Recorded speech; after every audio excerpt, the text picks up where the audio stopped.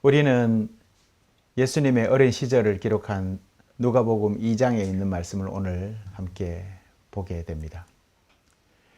예수님이 12살의 나이에 성전에서 선생들과 대화하면서 지혜를 쌓아가던 이야기가 그 주제입니다. 이 짧은 기록은 예수님의 어린 시절에 대해 궁금증을 자아내는 동시에 우리가 본받아야 할 중요한 가르침을 담고 있습니다. 그것은 바로 순종해서 성장하는, 그렇게 자라나는 삶을 이야기하고 있기 때문입니다. 이 이야기는 성경이 예수님의 어린 시절에 대해서 전하는 거의 유일한 기록이라고 할 수가 있습니다. 우리는 종종 이 예수님의 유년 시절과 청소년 시절을 상상해 보곤 합니다. 예수님은 그 시기에 어떤 모습이셨을까?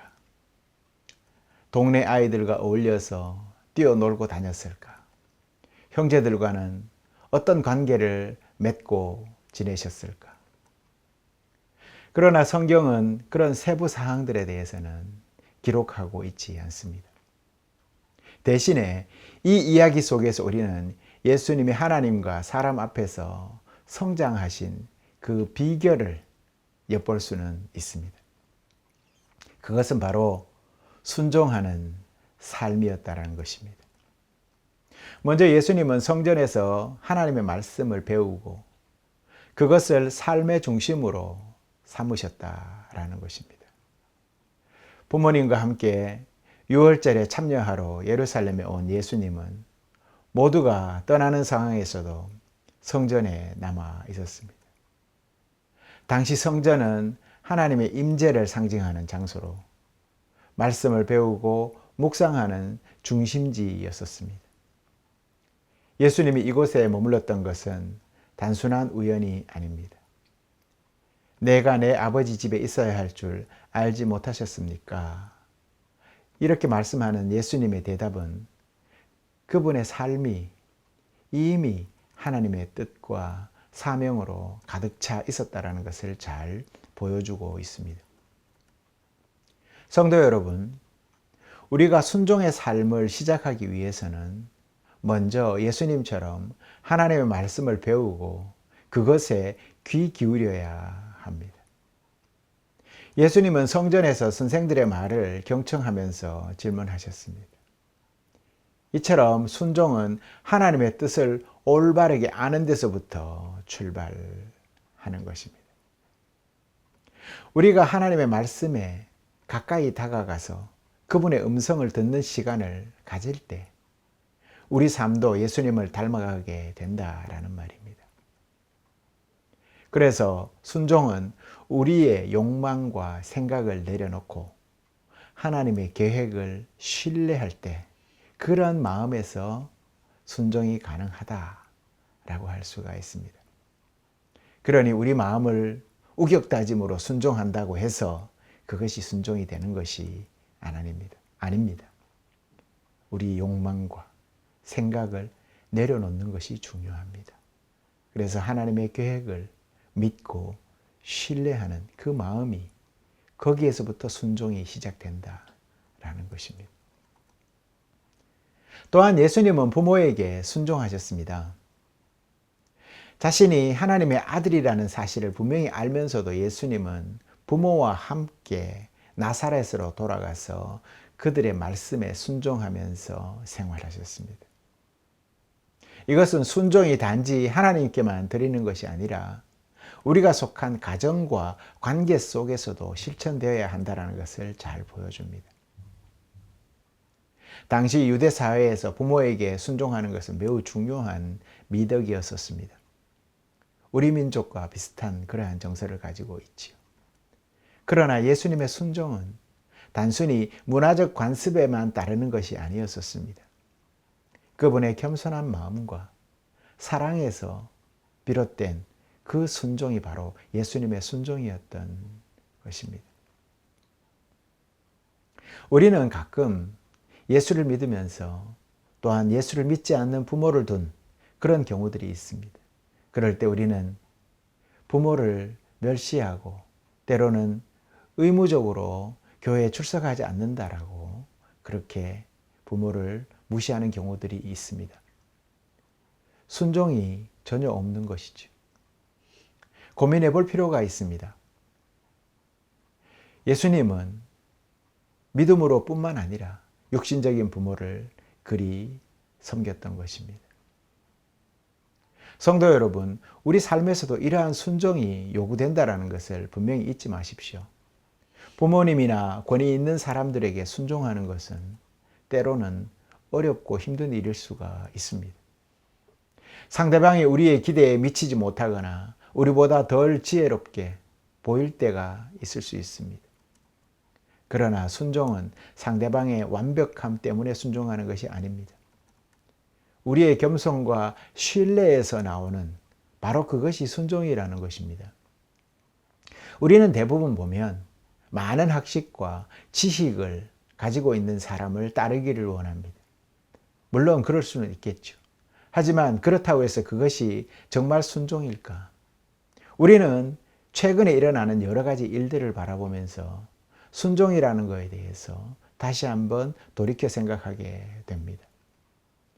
아무리 권력자라 할지라도 그 권력에 우리가 완벽함을 의지해서 순종하고 또 그렇게 따르다가 보면 온전한 순종이 되지 않는다는 것을 알 수가 있습니다.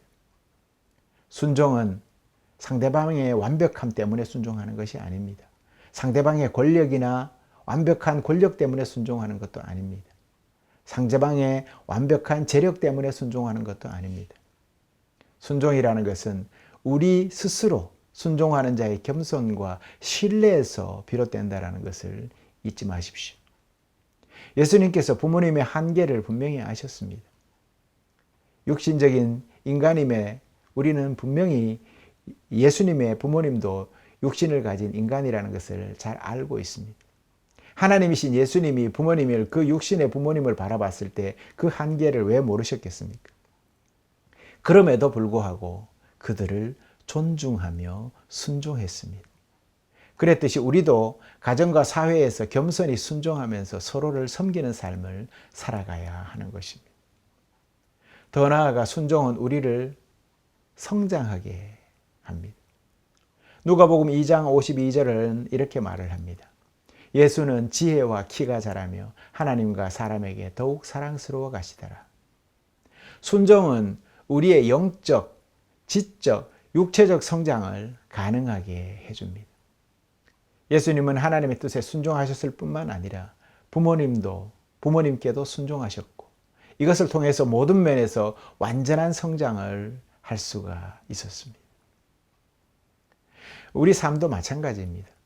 순종은 우리가 머물러 있는 자리에서 안주하지 않도록 하고 또 하나님께서 원하시는 더 큰 목적을 향해서 나아가게 우리를 이끌어주기 때문입니다. 여러분, 예수님의 순종은 단지 성장과 또 성장 과정에 머물러서 성장한 것이 아닙니다.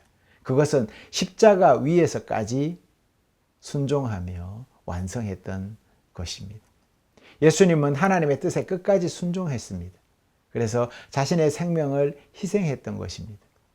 우리를 구원하시기 위해서 모든 고난과 죽음을 감당하신 그분의 순종은 인류 역사에서 가장 위대한 사랑의 표현인 것입니다. 이 순종은 우리에게 깊은 도전을 줍니다. 성도 여러분, 여러분은 얼마나 하나님의 뜻에 순종하며 살아가고 있습니까? 여러분의 삶의 자리에서 하나님께 순종하는 일이 다른 일보다 얼마나 더 중요하게 여겨지고 있습니까?